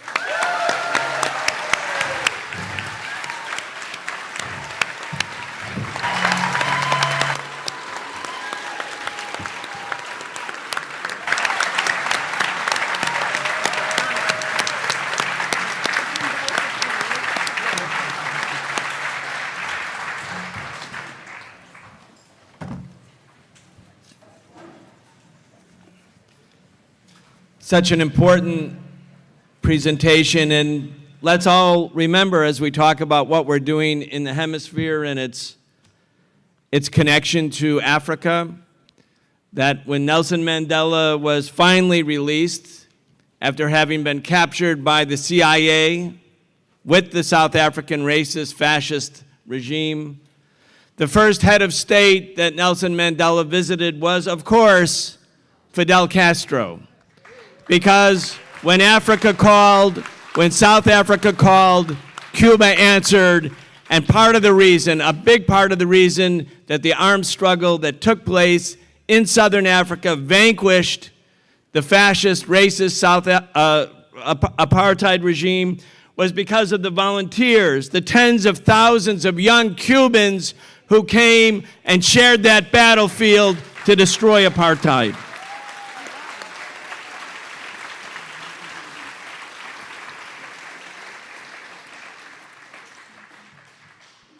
Who else has been excluded?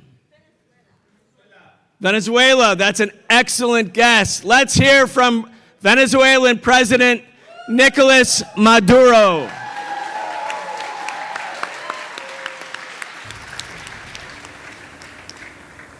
Llegando en la gira euroasiática desde la República Argelina a la República Islámica de Irán,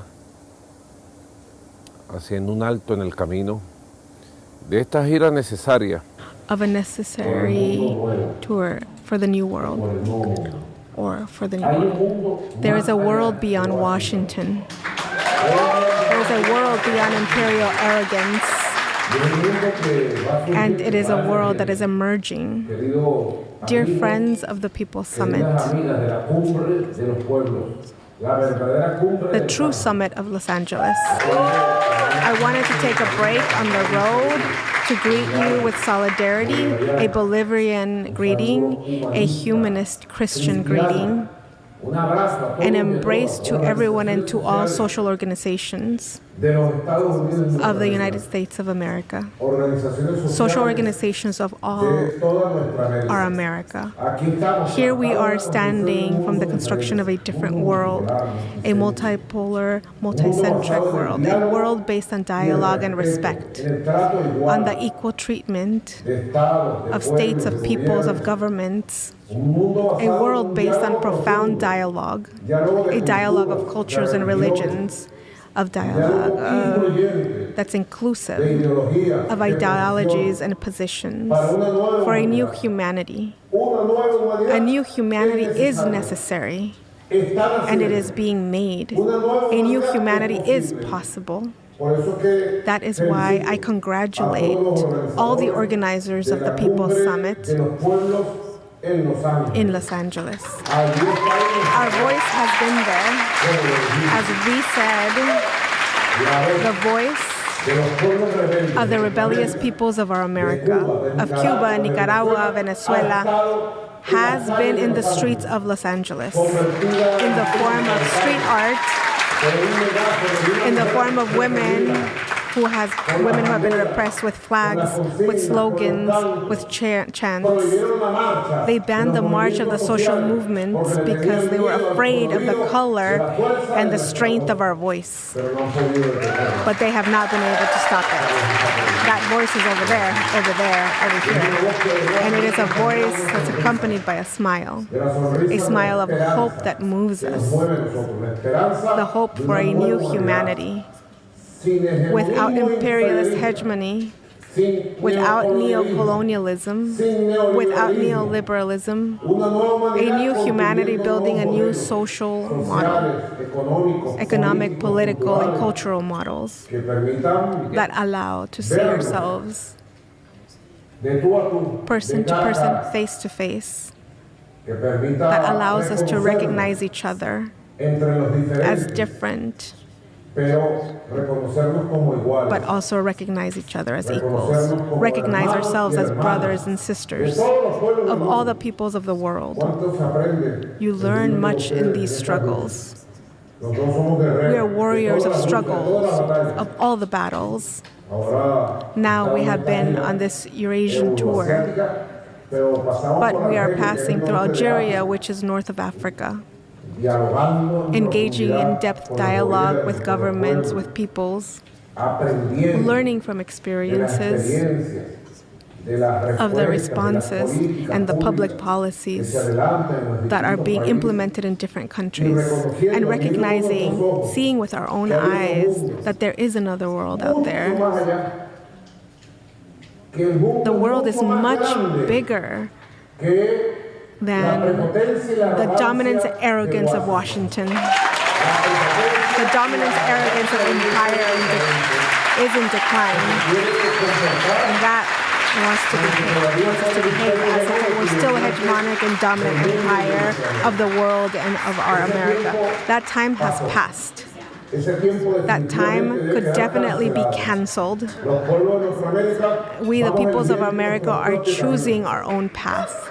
In diversity of creation and innovation, the diversity of struggles, of popular movements. That is why I want to thank you from the Bolivian Revolution, from the socialist revolution of the 21st century, founded from the most genuine solidarity of love in Venezuelan peoples. We send all of you, all of the solidarity to the People's Summit of Los Angeles. Please know and be assured that Venezuela has resisted. Venezuela is moving forward and is recovering. Venezuela is standing tall, fighting and victorious. And the people united, victorious, overcoming threats, attacks, and the arrogance of unilateral sanctions, coercive measures, monetary, financial, economic, and commercial and political persecution, and building with the hands and the minds of humble people, and the working men and women, creating responses that allow us to have our first year, 2021, of economic growth. And now in 2022, we are seeing the expansion of the comprehensive recovery of our economy, of our social rights of the people, of direct democracy, and in general of Bolivarian revolution of the 21st century. We are fighters. That's how we see ourselves. I am the workers' president. I am the people's president, the fighting president, a man who stands tall. I'm at the forefront of the revolution. Comandante Chavez put me here. And our voice will never be silenced. No one will be able to exclude us from the streets and from the struggles. There are those who, with their imperialist practices, hide from the truth by lying to themselves. No more self-deception. Here we are standing tall, ready to continue building this struggle, joining our efforts moving forward, dear comrades of the People's Summit in Los Angeles, advancing towards a new America, our America, populist, revolutionary, and humanist, the America of the 21st century. Long live the People's Summit of Los Angeles. Long live the Union of People's Movements. Long live the Union of the People of America. Until victory always, America, America, we are all. Thank you.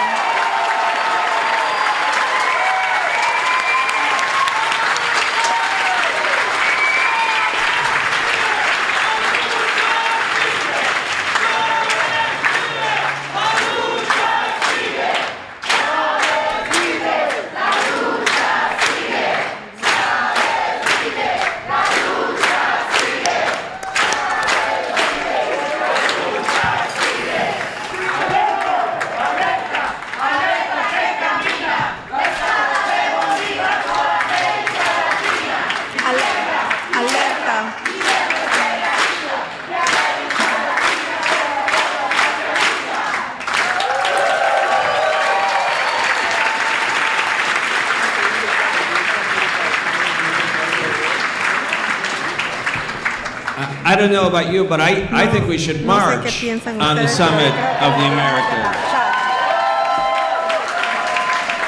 Before we do, we have two last parts to this program, and it's very important that we stay together, that we're organized, that we're disciplined, we retain the spirit.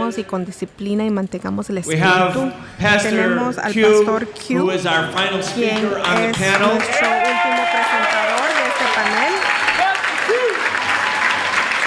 And after Pastor Q speaks and before we march, we will have a really significant announcement from the key organizers of this People's Summit for Democracy. Pastor Q is the pastor of the Row LA, the church without walls in downtown Los Angeles, Skid Row community. Pastor Q is a faith-rooted organizer with clergy and laity united for economic justice. He is the co-lead organizer of the Black Jewish Justice Alliance, as well as the co-convener of the We Will Live Coalition, a black and brown cleargy and community group. A former Virgin Records artist with the rap group College Boys, Q heard a call from God while watching the movie Malcolm X in 1994. Q's work revolves around addressing injustice in public policy right here in Los Angeles. Please welcome Pastor Q.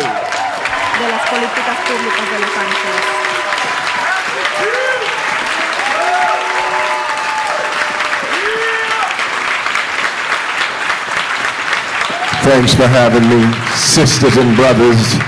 Give yourselves a hand of applause for sticking in there.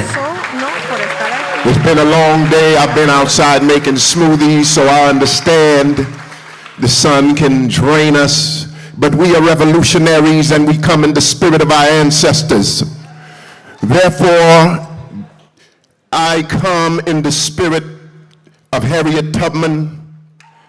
I come in the spirit of Nat Turner, and I come in the spirit of Marcus Garvey. I was born on an island called St. Lucia in the West Indies. My great-grandmother's grandmother was taken from Africa when she was 4 years old, brought to the Caribbean to feed pigeons. I often say my ancestors swung machetes in the sugarcane field making sugar for tea parties for Great Britain. So when my sister from South Africa talked about the resources that have been extracted from Africa, one of the greatest resources that have been extracted from Africa are 12 million black folks.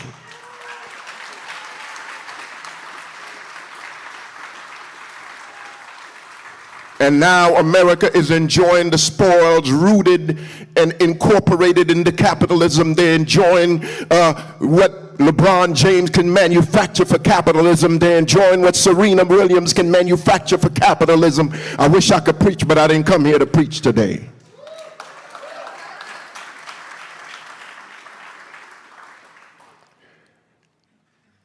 You see, 40% of the houseless population in this nation are black. 40% of the houseless population of Los Angeles are black. You see where I'm going with this? 70% of the people who live in Skid Row, the community that I pastor in, are black folks. Someone said to me the other day that the problem is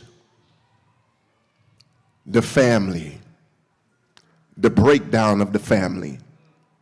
I said, do you understand that the African American family is a fairly new phenomenon? The African American family is only since the 1600s.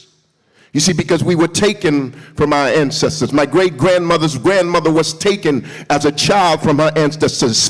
Families were separated. It is not a new phenomenon for the African American family. The African family goes way back, but not the African American family.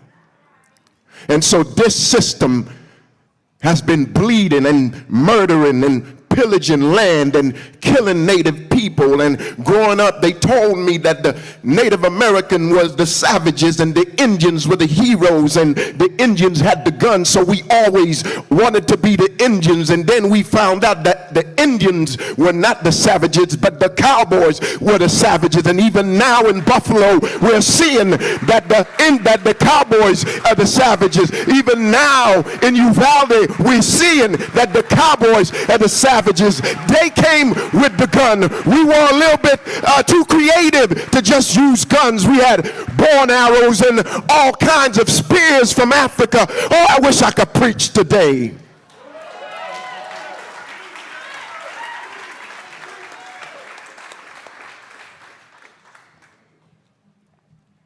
You see, this nation has been pillaging our ancestors for so long. I was so happy when I got here and saw the drums, because if you understand the diasporic collection, you'll understand that on the island of Trinidad, where the first rappers came from, by the way, of course, they came from the African tradition, the griot tradition, but on the island of Trinidad and Tobago, they would beat the drums and talk about Master real bad. And Master started liking that calypso music and started dancing to the calypso music, not knowing he was the butt of the joke. And when he finally found out he was the butt of the joke, he took away the drums. So we got us some big old steel drums and made more drums. And this time the sound was so piercing, it pierced through Master's soul. What I'm saying to you today is that indigenous African people and indigenous people from all over the world, even in the face of oppression, yet we rise.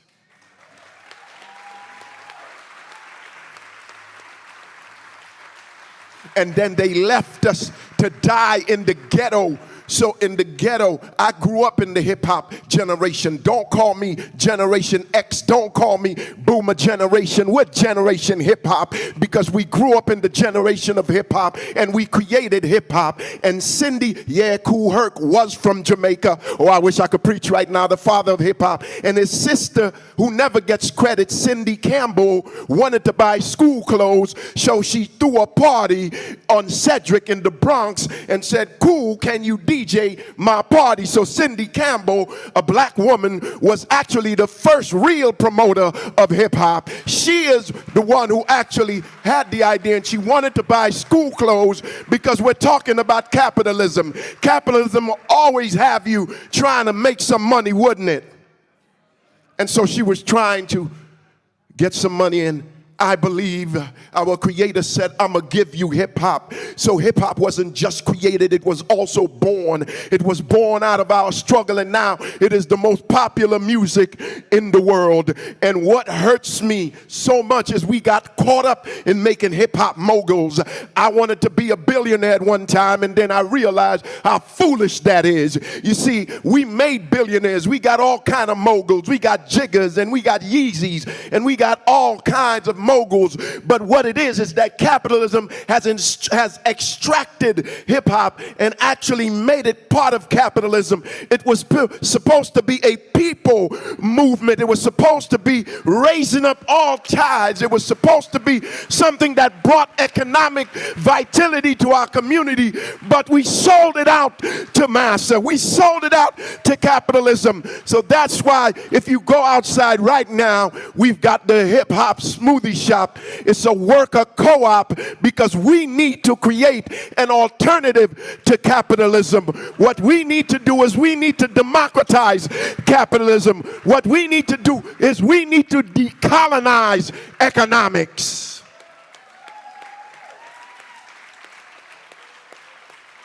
And before I go too long, I will say this. You don't have a choice but to struggle because it's in your bones. They tried to bury us, but they didn't know we were revolutionaries. You don't have a choice. The spirit of the ancestors that have been slain cries from the ground and compels you to this place to fight for justice. So when you're marching today, remember there are voices under your feet. Ashe.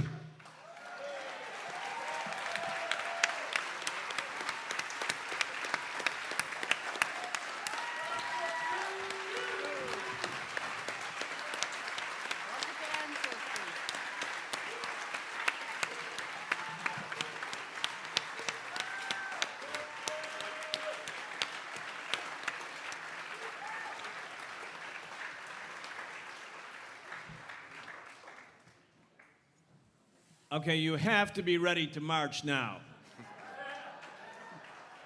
You have to be ready to march now. But before we do that, I'm going to ask Manolo, Leo, and Kenya, Sheila?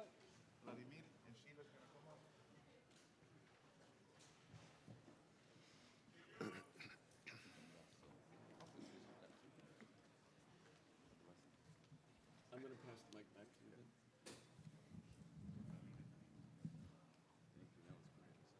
Sisters and brothers, comrades, we have come to the conclusion of a 3-day event that's preparing for the inevitability of socialism and knowing that we are the ones who are going to make it happen, along with millions of other workers, poor people, oppressed people throughout the United States, throughout the hemisphere, and throughout the world. We want to be able to capture and articulate what it is that we did here, what it is that we stand for, and where it is that we're going. I'm going to pass the microphone now to some of those who brought forth, initiated, and carried out this amazing 3-day People's Summit for Democracy.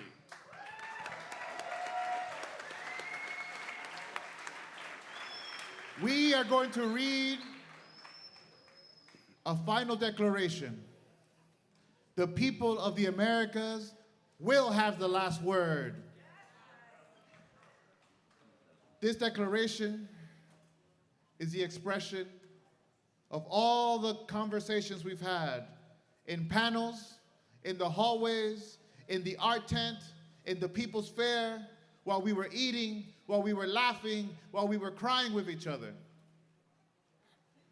This declaration is yours. It will be ours to continue the struggle after we step out of these doors. It's a living document that will have to be revised and changed and added to. And we need you for that. But let us start the conversation today. My sister Kenya, leader of Unión de Vecinos, is going to start off with reading this declaration. Thank you.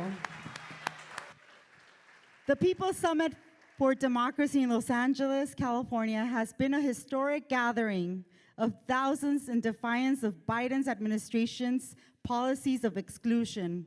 Over 250 organizations representing workers, immigrants, women, Black and Indigenous peoples, and the LGBTQIA+ communities and many other communities in struggle come together to share a vision of a future that is inclusive and grounded on the principle of solidarity. In these 3 days, events of cultural performances, workshops, panels, exchanges, and discussions were deepened our understandings of the current state of our region and broadened our perspective of experience and struggle that connect us to our brothers and sisters across the continent, but most importantly, across the world. The future envisioned by Biden's summit does not prioritize the people of our continent. In this vision, where the United States has free reign over the internal affairs of countries of Latin America and the Caribbean, one that puts the political and economic interests of the United States and big business over that of the people. To end, the Organizations of the American States, OAS, continues to be a tool to fight against progressive forces in the hemisphere and to legitimize coups, interventions, and politics of exclusion. It serves no positive role and must be abolished.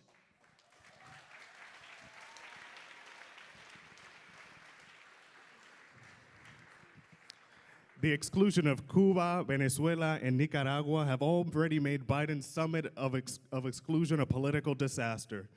We add that this exclusion does not speak for the working class and people of conscience of this country who desire friendship and dialogue with all the people of our hemisphere.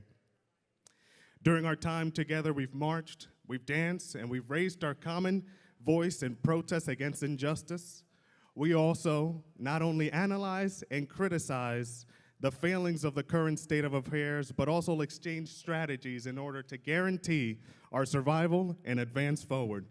We shared proposals to build the future we want and need and deserve, a future we dare to build now. In the richest country in the world, 140 million people live in or near poverty. The US government is addicted to militarism and war and will spend $800 billion in 2022 on death and destruction. Instead of preparing for war, society must organize to meet human needs. We want a future without evictions, police violence and mass incarceration, deportations, sanctions, and blockades. We say no more. We want a future where we all have access to adequate housing, healthy food, healthcare, education, and culture. We say full amnesty and rights for immigrants. We must eliminate all forms of white supremacy, racism, homophobia, sexism, transphobia, and all types of discrimination and oppression.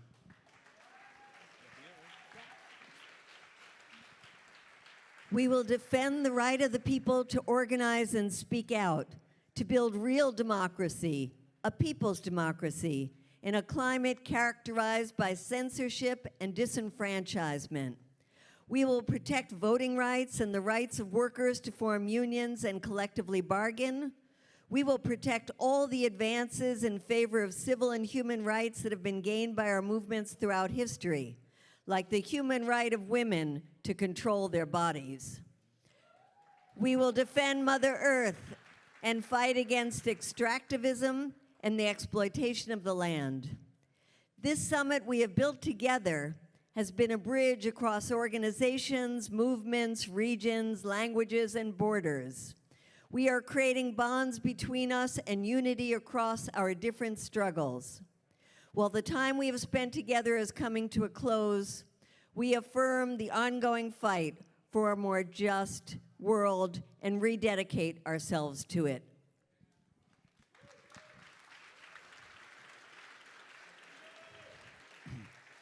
We're fighting against an empire that is determined to hold on to global supremacy, a dangerous illusion that puts humanity and the planet at risk. No matter how hard the road ahead is, we draw strength from the centuries of struggle before us, from those who have risen and overcome systems that in their day appeared invincible. Humanity has no other choice but to fight. We will be on the streets, in our neighborhoods, in our workplaces and homes, constantly building and organizing, carrying out the thousands of small tasks and big struggles that together bring us closer to victory. Our planet needs us. Our people need us. We will win!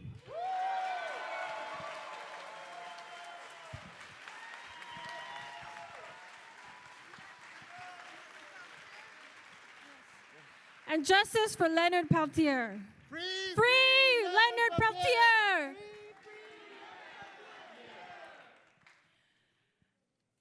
That is our final declaration as a People's Summit for Democracy.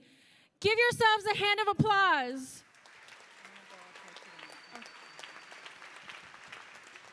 We have spent 3 days together, 3 days discussing, strategizing, and building a movement towards revolution, towards our liberation, and we are stronger than ever when we march out of these halls.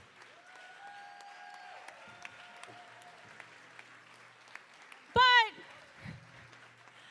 before we end, I have some closing announcements. I want to thank our interpreters for really, really holding down our events.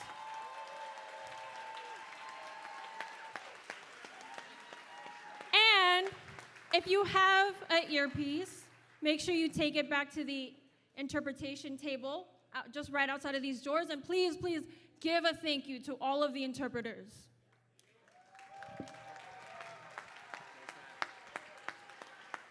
I want to thank the communications team, Breakthrough News, Media Ninja, People's Dispatch, for covering our summit even when the rest of the media will not cover it. But we will, the people will.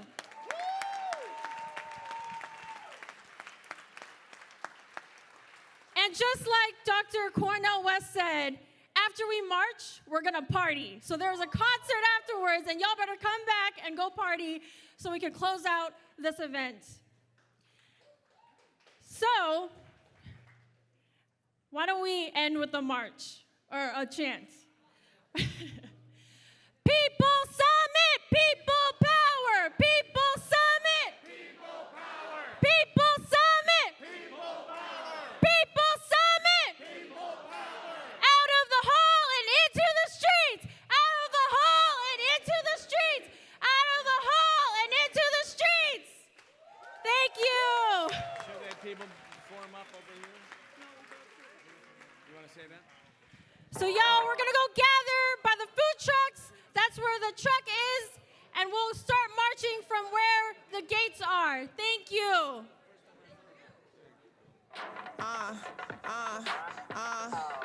Communication Workers of America. United Campus Workers of Georgia 3265, bitch.